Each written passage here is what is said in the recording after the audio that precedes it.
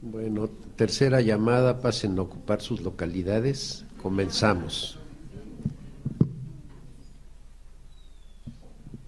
Bien, con muchísimo gusto me sumo en calidad de moderador de mesa al homenaje con el cual se reconoce la trayectoria de Gisela von Boveser, a quien debo decir ya me he involuntariamente cronista de los tiempos, testis temporum diría Cicerón, y puedo decir que conocí a Gisela en los pasillos de la Facultad de Filosofía y Letras hace 49 años.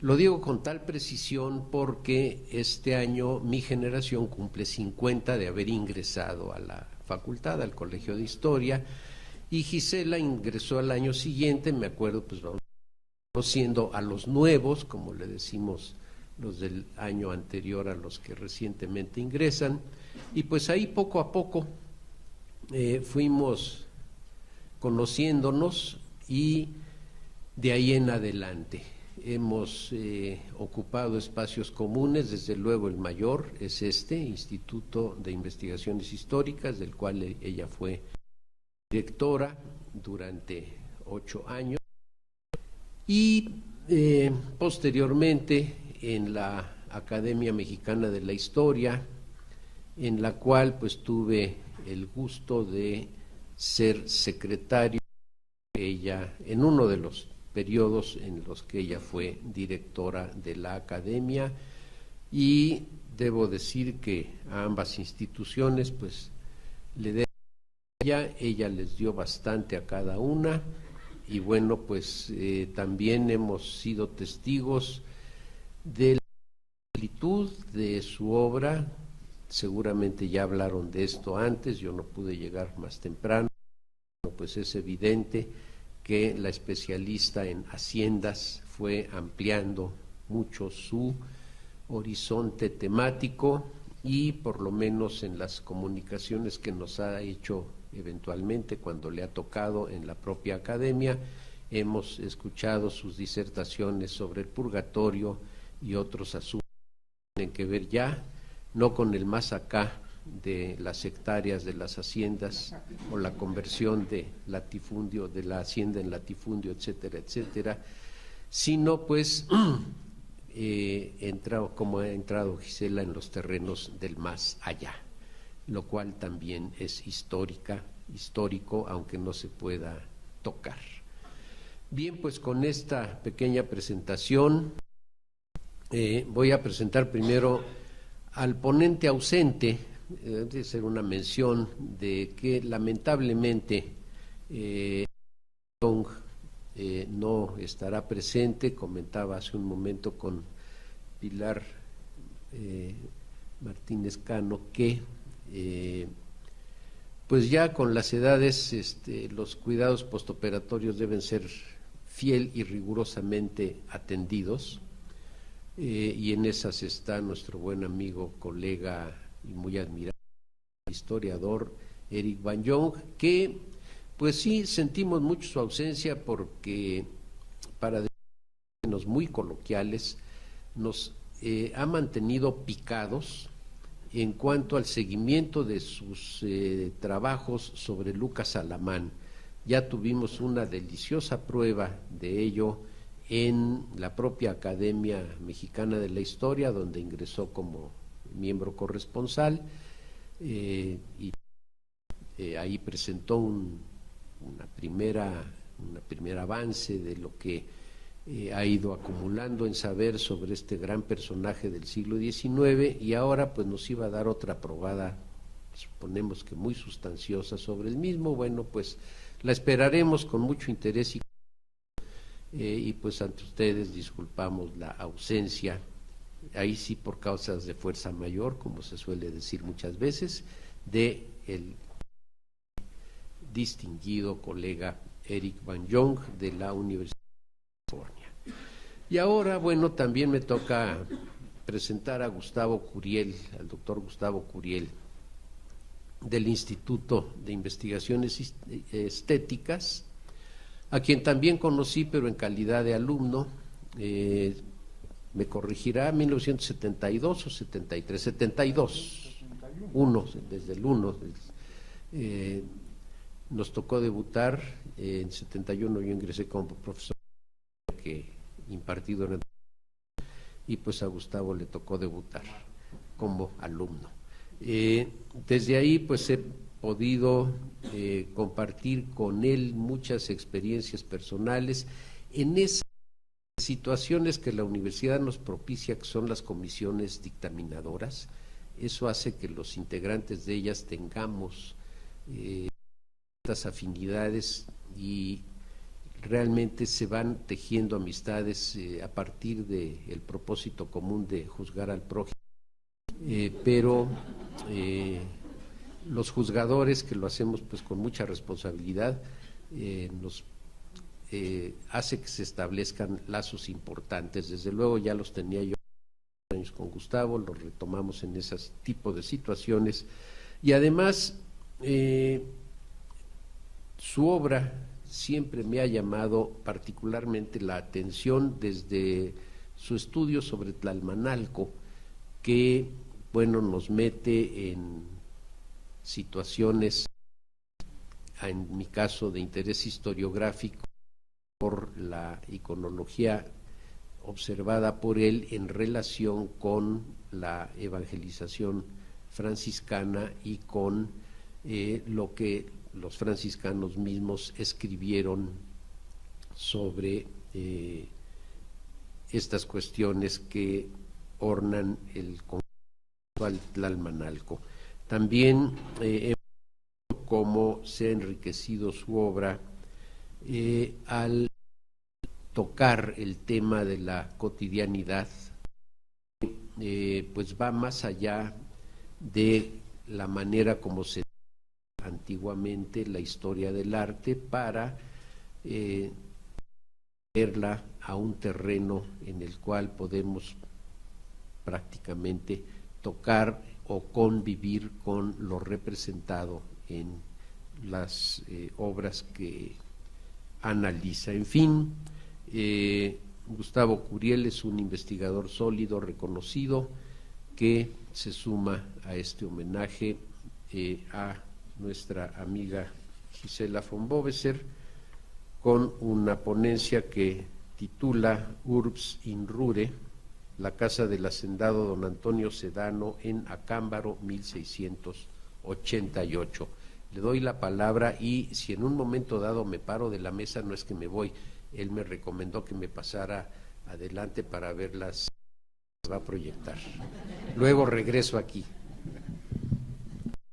Muchas gracias por tus palabras, realmente las agradezco y bueno, iniciaré con expresar mi gratitud a Gisela von Boveser por la invitación a este homenaje y a Pilar Martínez López precisamente por la coordinación de los entresijos de repartimiento de tiempos y ajustes para que este coloquio tenga el éxito total. Gracias también a Javier Sanchís por algunos datos que me proporcionó familiares, ya sabemos, y a Edén Zárate por algunos datos de archivo. Voy a un hacendado riquísimo, verdaderamente. En los 20 minutos, 25 minutos que tengo para exponer, es imposible hablar de esa riqueza, de lo que acumuló este hombre en Acámbaro, la Nueva Galicia y el Nuevo Reino de León.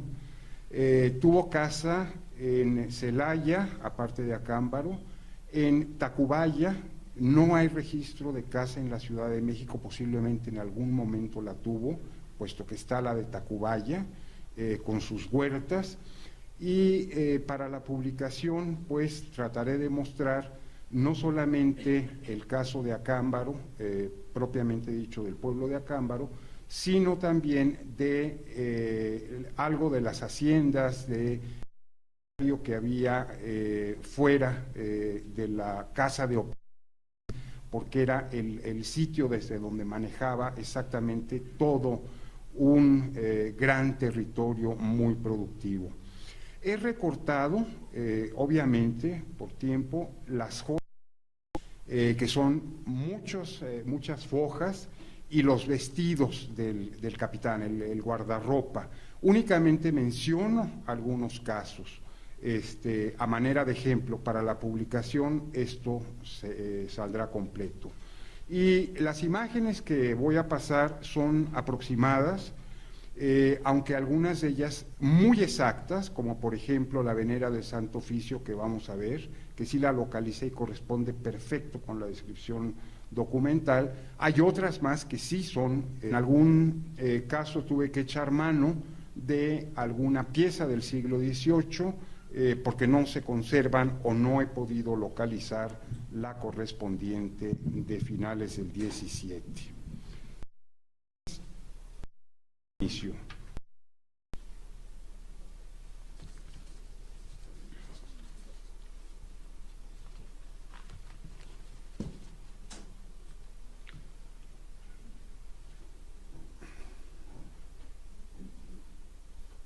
Muere el capitán Antonio Sedano. La Real Audiencia y los acreedores se lanzan sobre sus bienes. 13 de octubre de 1688. Por la mañana de ese día, un pesaroso acto tuvo lugar en una casa de la plaza principal del pueblo de Acámbaro, jurisdicción de Celaya. En su interior, daba inicio el recuento pormenorizado y avalúo de los bienes propios del teniente de alguacil de guerra, Sedano y Mendoza, quien había muerto en la insolvencia. Desde el escritorio de don Antonio manejaba un tratado y complejo de hacienda, sitios de ganado mayor y menor, agostaderos, sobraje, etcétera, situados en derredor de Acámbaro, en los valles abajeños, en la Barca, en la Nueva Galicia y en el Nuevo León.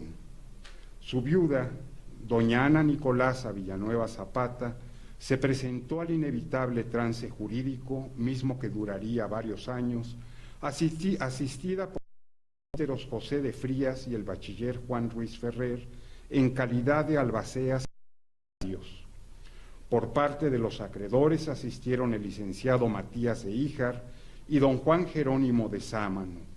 Como primer acto, doña Ana hizo llevar ante los ojos del licenciado Pedro de la Bastida, caballero de la Orden de Santiago, un gran baúl de la China. Al abrirse la tapa del fastuoso, se vislumbraron costosas joyas y preseas de oro y plata. Primeramente, un terno de esmeraldas, compuesto por joya de pecho, gargantilla con un pinjante, 2 pares de zarcillos en forma de barco y otros zarcillos chinos. También se exhibió un opulento terno de diamantes, integrado por zarcillos, joya de pecho y gargantilla. No podían faltar las perlas. Se contabilizaron 3 hilos de perlas netas, una cruz de oro y perlas, y zarcillos grandes de las mismas cuentas, además de un soberbio airón de plumas, con una perla grande que hacía juego con las anteriores alhajas.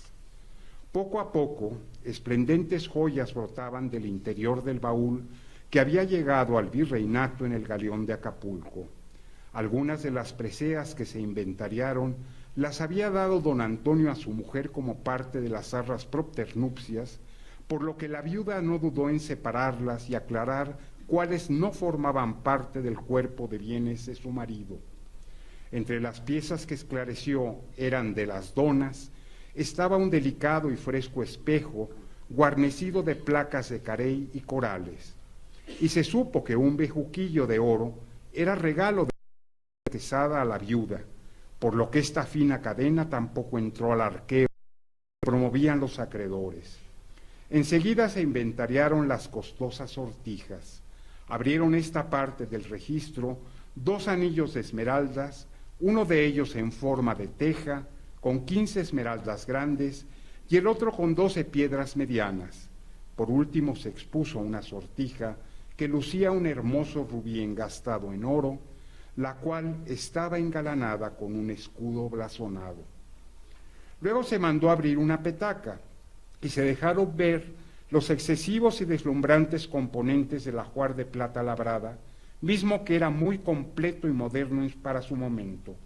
Se citan platillos, palanganas, platones, bernegales, frascos para vino, cocos chocolateros, talleres con vinajeras y saleros destinados para el aliño de los alimentos en la mesa, candeleros, jarros chocolateros, jarros de pico, ollas, tembladeras, cucharones, tijeras para despabilar velas, cubiletes, tenedores, azafates, fuentes, una magnífica araña con 4 mecheros o luces, vasos de unicornio que se creía servían para detectar venenos en el vino, salvas, vasinillas, una mesilla de estrado, fuentecillas, una escribanía compuesta de plumero, tintero, salvadera, cajas de obleas, sello y campanilla, en la que don Antonio escribía órdenes y lacradas, saleros, rociadores o palilleros para escarbar los dientes, pebeteros, cucharas, una confitera con tapa rematada con la figura de un pelícano,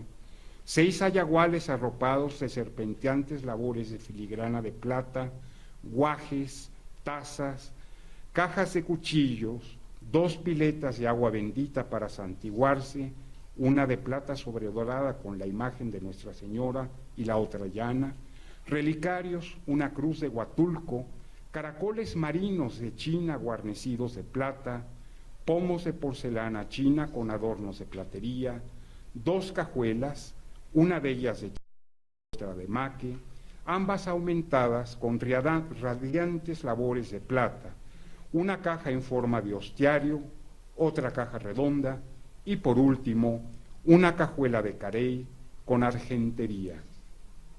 En este momento del inventario salieron más alhajas. Destacan una venera de cristal de roca, plata y esmaltes con las armas del Santo Oficio, 7 perlas gruesas, un pinjante y una para mangas, trabajadas en costosa filigrana. La traslúcida venera hace pensar que don Antonio era familiar de la Inquisición. La montaña de joyas y plata labrada relumbraba ante las perplejas miradas de las autoridades, quienes hacían cuentas mentalmente y dudaban que el valor de lo expuesto alcanzara para saldar las deudas del hacendado. Luego se procedió a pesar toda la plata labrada en una balanza de cruz holandesa. Como era lógico, los trabajos de filigrana se pesaron por separado y los adornos metálicos de algunas de las piezas, tachones, asas, pies, cantoneras, bocallaves, fallebas, cerraduras, etcétera, no se pudieron regular por peso. El total de marcos que alcanzó este magnífico conjunto fue de 393. Cabe destacar que la mayoría de estos objetos habían pagado el quinto real y eran de plata de valor. El resto del día se empleó en contabilizar cada una de las gemas y los extremos de oro que poblaban las alhajas. La casa. Al día siguiente se realizó la vista de ojos de la casa. La edificación se situaba en la principal y se le clasificó como una casa de campo entresolada. La construcción contaba con sala, varios aposentos y un curioso mirador en los altos. También habían una escritura, despensa, caballerizas y corrales. Toda la fábrica era de adobe. En el patio se acomodaba un corredor que iba hasta la puerta que sale al campo a la parte del poniente. 7 de los aposentos, se indicó, estaban encalados. En el zaguán, una pintura de San Jerónimo recibía a los visitantes y para sentarse a esperar había 3 bancas de madera, puertas y ventanas contaban y aldabas completos. El escritorio. En este sitio don Antonio llevaba el balance de sus propiedades rurales. Se ubicaba en el zaguán y tenía entradas desde la plaza. Sobre sus paredes campeaban arrogantemente 10 cuadros de los 9 de a saber, Héctor, César y Alejandro, Josué, David y Judas Macabeo, Carlo Magno, Godofredo de Bouillon y el rey Arturo. Había además 6 países grandes, pinturas de paisaje, y 12 países chicos de ramilleteros, pinturas de flores. De gran interés fueron 4 óleos de los tiempos del año, es decir, de las estaciones, temática presente en bienes suntuarios de miembros de los estratos más afortunados de las sociedades virreinal y europea. En temas religiosos se encontraron 4 óleos de diferentes advocaciones marianas. Un lujo de este espacio eran 2 espejos medianos con marcos negros. Se citan también 3 cuadros devocionales y un cofre de caudales grande que guardaba en su interior 5 cojines de estrado muy finos, una buena dotación de doseles y antepuertas de ricas, más una cenefa textil, se ubicaban también en el escritorio. Cuando el hacendado viajaba al cargaba con una lujosa cama de camino de baqueta leonada, ahora dispuesta en la oficina. Asimismo, había ido a parar a este lugar, afeitarse y arreglar sus bigotes. 2 cajas para rasurar, una de ellas de carey con 5 navajas, un espejo, un hierro empinabigotes, tijeras para recortar y un peine. Para resguardar los libros de cuentas, había un escritorio papelero de madera de cerradura y llave. Otro escritorio que tenía 16 gavetas estaba embutido con níveas placas de marfil. Se cita otro escritorio grande forrado en baqueta. Además se encontraron 2 pies para escritorios y un bufete grande de caoba que servía como mesa de trabajo. Otro bufete era de cedro y estaba cubierto con una sobremesa de paño verde. Otro más era de la sierra. Los servían para marcar el ganado. Uno de ellos, se comentó, era el hierro de venta de la hacienda San Cristóbal. Enseguida, las autoridades abrieron un escritorio de madera ordinaria donde se amontonaban papeles de poco interés y se localizó una ejecutoria de nobleza encuadernada en terciopelo carmesí con manillas de plata, perteneciente a un tal Ordóñez. Solo apareció un libro impreso del que se aclaró era de historia. El hacendado guardaba dentro de 2 armeros un pequeño arsenal. Recuérdese que Acámbaro estaba en tierra de guerra y él era capitán y teniente de alguacil. Los efectos bélicos consistieron en fundas para carabinas, un arcabuz de cuerda, un vasillo de carey con casquillos de plata, 2 pares de frascos de arcabuz, un venablo, 2 escudos defensivos, uno de madera de higuerilla y el otro, un peto de acero, otro frasco de arcabuz suelto, un cajón con hierros y un cajoncillo con greda. Junto con el armamento aparecieron un tibor grande de porcelana de China, una frasquera con 11 recipientes, una limadaneta de hierro, una baqueta de Moscovia, 2 vidrieras de coche y un reloj de campana. Para sentarse en la oficina se disponía de 7 sillas de baqueta con adornos pespunteados. La sala principal de la casa. 16 sillas de baqueta pespunteada que hacían juego con las del escritorio estaban al interior de la estancia principal.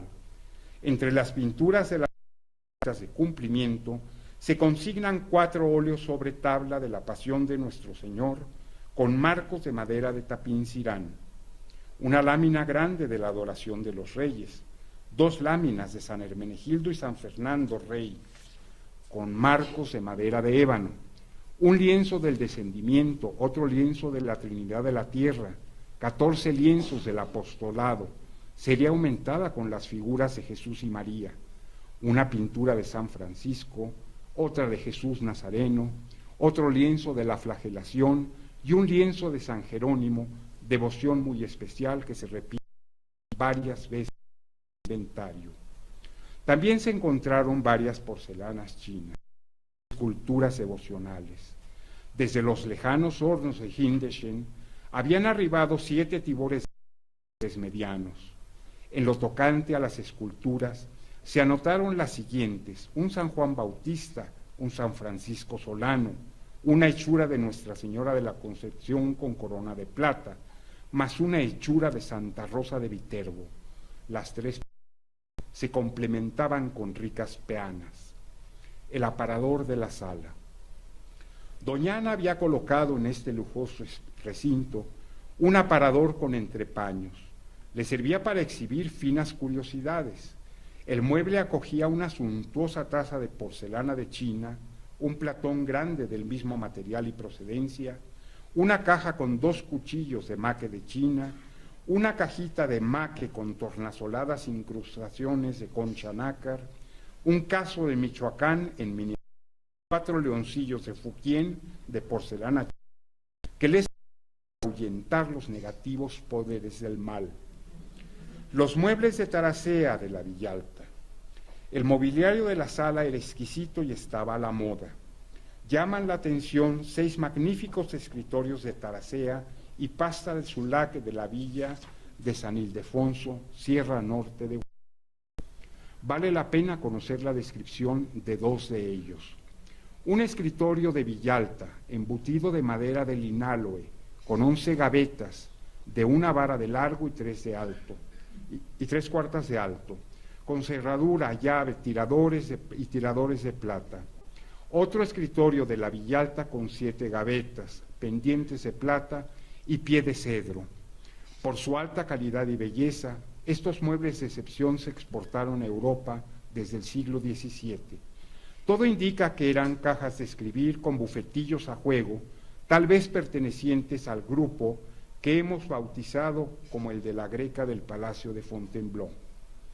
El inusitado conjunto de ebanistería villalteca proporcionaba un aspecto de lujo y boato únicos, a la vez que se percibe un especial gusto por su posesión y exhibición en un espacio semipúblico, es decir, la sala de visitas.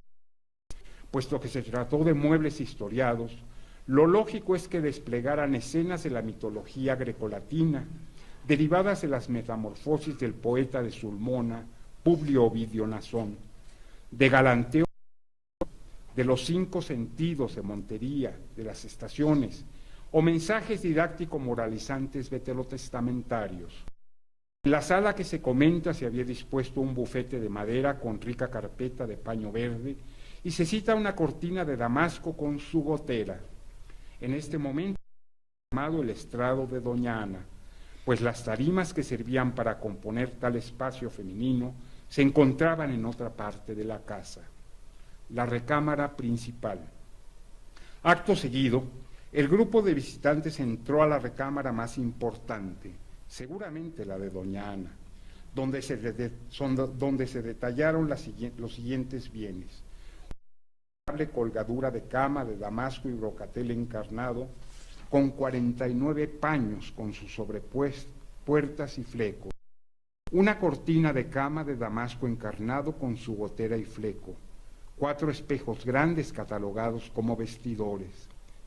Varias figuras religiosas otorgaban protección y alivio en las tribulaciones. Se anotaron crucificado de marfil de 3/4, con cruz de ébano y baldaquín de brocato, otra cinta de un santo crucifijo, con cruz de ébano embutida de marfil y adornos de plata, un lienzo de un niño Jesús orlado de piedras y aljófar de perlas, con cortinaje de tafetán encarnado, una hechura de San José con el niño de media vara de alto con diadema de plata y peana dorada. En un sitio muy especial debió estar una escultura de la Virgen de la Concepción. Esta figura, la más significativa de todas, medía 3/4 de alto, conviene describirla. Estaba revestida con un suntuoso manto encarnado bordado con hilos de oro y plata. De la garganta de la Virgen de hilos de perlas. La escultura se complementaba con manillas de perlas para las muñecas y un vistoso broche de oro y piedras acijadas con 5 perlas que servía para cerrar el manto. En el tocado de María se acomodaban 5 perlas gruesas. La peana estaba en consonancia con la riqueza de la escultura, era de ébano y tenía elaboradas cantoneras y chapas de plata. En uno de los dedos de la imagen se había dispuesto una sortija con una esmeralda. Ya en la recámara se tomó de cristal engastrado de oro, protegía el terciopelo encarnado. Se inspeccionaron también 7 tibores grandes de porcelana china y un biombo de cama, compuesto por 8 tablas. En el reconocimiento asomó un singular grupo de cajas de escribir de Maque de China. Se trató de 4 escritorios. 3 de estos muebles contaban con pendientes de plata para abrir los compartimentos. Asimismo, aparecieron un bufete de maque, 3 palanganas doradas para el aseo personal, un bufete de nogal con sobremesa de paño y una grandiosa alfombra morisca que medía 8 varas de largo y 4 de ancho. Si en la sala que se describió privaba de banistería de la Sierra Norte oaxaqueña, en esta recámara aires del oriente daban un aspecto de excelsitud asiática al recinto. Otra recámara. Tocó entonces valorar lo que había en otra de las recámaras, a la cual designaron como consecutiva. En este espacio, otrora del capitán Serrano, se localizaron 18 pinturas de temática religiosa, a saber, la vida de la Virgen, los un San Nicolás, una Nuestra Señora, la oración en el huerto, el prendimiento, una Santa Teresa de Ávila y una Santa Rosa del Perú. Debieron ser 4 láminas de plumaria de diferentes advocaciones. De igual manera se encontró en el inventario 2 agnus que habían llegado a Cámbaro desde la Basílica de San Pedro en Roma. En la caja de China de 3/4 de alto se descubrieron delicados indumentos masculinos. El guardarropa de don Antonio era espectacular.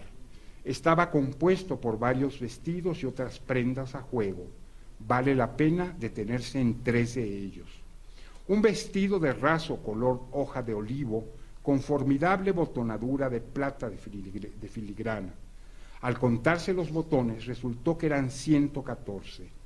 Complementos de este magnífico atuendo eran 2 pares de calzones, un tajalí para espada y una ropilla. Otro vestido era de pellejo de culebra. Se le había ornamentado con encajes negros y contaba con 3 pares de calzones, 2 ropillas y casaca, capa y mangas. Otro vestido, en este caso de espumilla, lucía finas puntas de encaje y onerosa botonadura de oro hilado. Como se observa, don Antonio gustaba de arroparse con vestiduras muy caras. Y de aquí se pasó a otro cuarto que está seguido. En este sitio estaban depositados objetos del salón del estrado de doña Ana.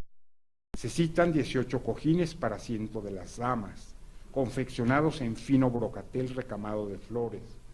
Había además un escritorio de carey guarnecido de plata, otro escritorio de jabonosa y translúcida piedra de tecal, embellecía con sólidos herrajes dorados. Luego se reconocieron 2 textiles de relevancia. Uno era una cortina colorada de paño con su gotera, el otro una cenefa de brocatel con su fleco. Un artefacto más interesante fue una prensa que servía para dar forma a las golillas y balonas, es decir, a los cuellos almidonados. También se anotaron 5 libros viejos de diferentes historias. Luego se procedió a abrir una caja de cedro que contenía el resto del guardarropa del capitán. Varias de esas prendas eran para los lutos. Otras piezas del vestuario fueron ropillas, mangas, contramangas, calzones y armadores. Junto con esta carga de ropa fina se describieron 3 cajas, de madera de cedro y la otra de... La casa contaba con un cuarto para visitas. También allí se almacenaban sorprendentes objetos utilitarios de carácter suntuario y devocional. 13 pinturas sobre exhibían los iconos de 10 arcángeles, Jesús Nazareno, la Virgen de la Soledad y Nuestra Señora de Guadalupe. Los bultos o esculturas, seguramente estofados, fueron un San Antonio y Nicolás Obispo. Las piezas se sentaban sobre ricos soportes recubiertos por delicadas hojas de oro. Por si fueran pocos, se sumaron al listado 2 escritorios más de la Villalta. Paso a paso, el registro proseguía. Se nombran 2 bufetes con sobremesas de paño encarnado, una cama de madera de tapincirán con barrotes torneados y sin bronces, cubierta por una fastuosa colgadura de damasco azul con guarnición de oro fino. Sobre el tálamo se extendía una fina colcha de seda china, de color amarillo. Cabe advertir que el avío de esta cama incluía un cortinaje y cielo. También se registró otra cama, la cual era más pequeña y tenía horneados. Una cruz grande resguardaba la quietud del recinto de descanso. Otro aposento. En otro de los aposentos de la casa se halló lo siguiente: un escritorio de la sierra que no se había reconocido el día anterior por no localizarse la llave. Guardaba 22 paños de red de diferentes colores. También entró al inventario una caja de la sierra que por iguales circunstancias tampoco se había inspeccionado. Otros paños que se encontraron eran de exquisito cambray salpicados con encaje. Todo indica que los aposentos que mencionan tenían la función de asistencias, es decir, se trató de habitaciones. El protocolo social, a diferencia de la sala principal y del estrado, era suelto y relajado. Otro aposento más. En este espacio se concentraban muy buenos ejemplos de pintura.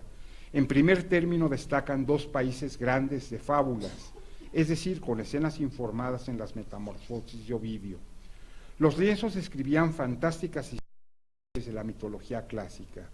En cuanto a temas de historia, prorrumpieron dos países al óleo, imágenes de la batalla naval de Lepanto y la de Pavía entre las tropas de Carlos V y Francisco I. De igual manera sorprenden 10 países de Flandes ejecutados al temple. Había también 4 lienzos de la épica católica. De pintura religiosa se inspeccionaron 11 cuadros. El gusto por enmarcar a las pinturas con geométricos filetes de ébano deja ver el prestigio social del dueño, puesto que este tipo de adornos eran costosos y seguían las de la última moda flamenca. En el inventario predomina de marcos. Le siguen los de madera de Tapincirán y las molduras doradas. Muy bellos debieron ser los bordados con las efigies de San Miguel Arcángel y San Nicolás, realizados sobre primorosos terciopelos. En lo tocante al mobiliario de este cuarto se citan 3 mesas, una de ellas de maque y otra de piedra de tecali. Acto seguido se incorporó al registro judicial una caja de china, posiblemente de madera de narra. En su interior se amontonaba ropa de la viuda, por lo que solo se inventarió la caja. Lo mismo sucedió con otra caja de la sierra, en la que había ropa blanca mujeril, es decir, ropas interiores. Empero más atuendos masculinos salieron al paso, y en un mueble de Baqueta estaban depositados 4 libreas de gala para uso del cochero.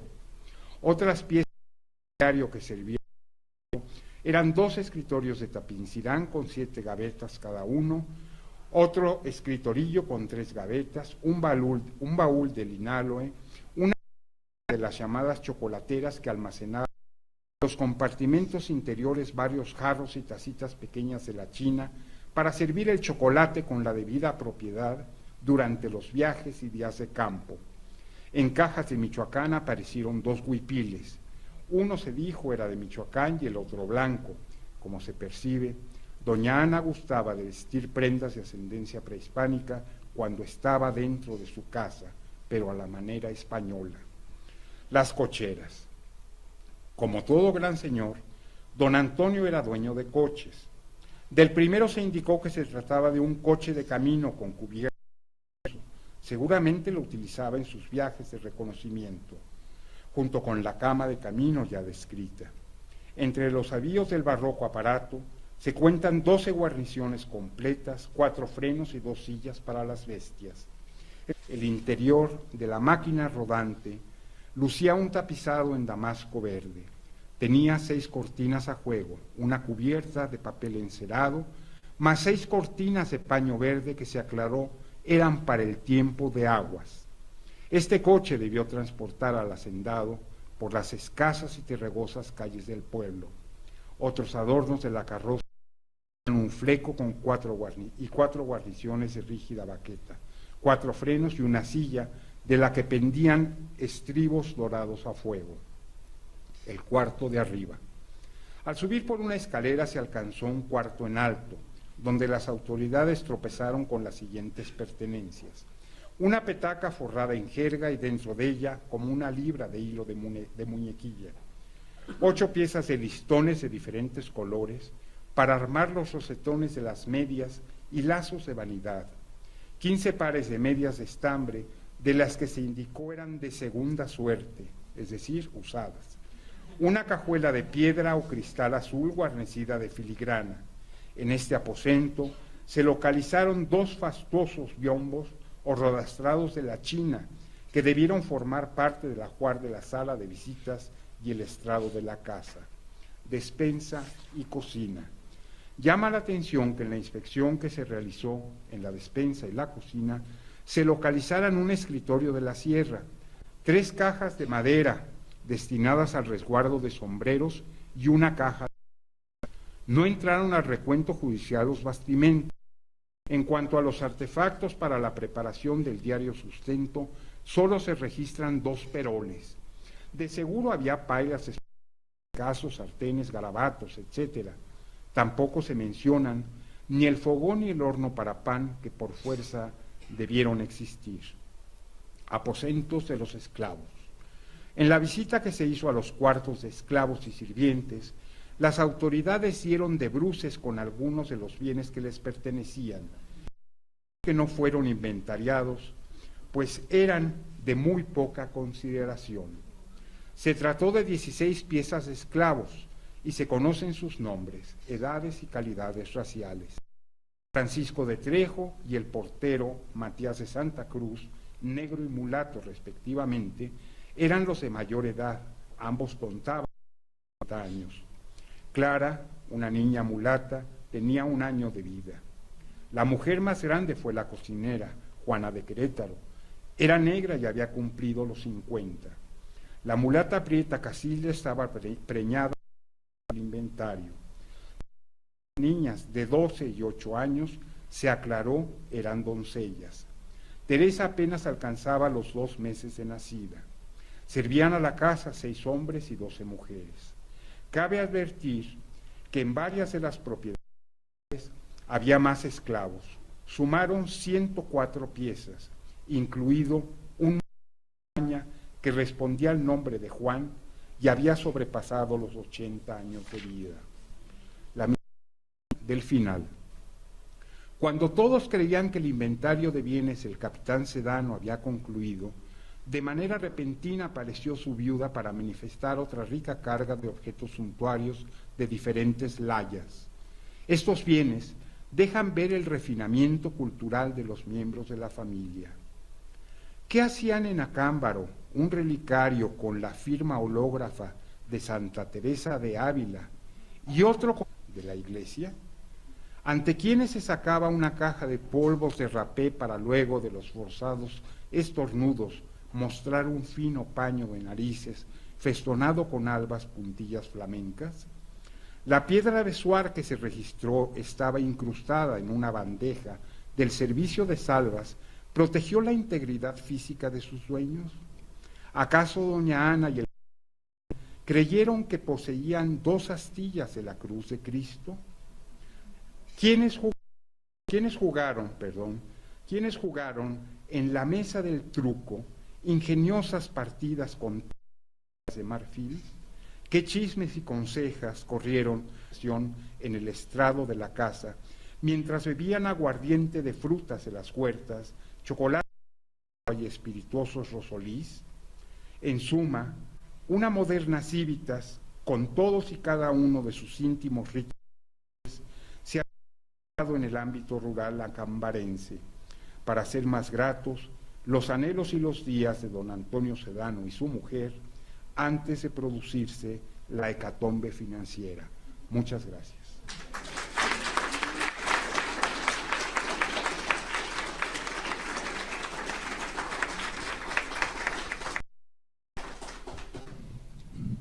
Pues el aplauso implica una felicitación a él por la manera como convirtió en una deliciosa narración llena de contenido que nos remontó a ese impensable hoy en día Acámbaro colonial, en donde surgieron todas estas riquezas con la quiebra propietario, que seguramente quebró por andar gastando tanto en todas estas cosas.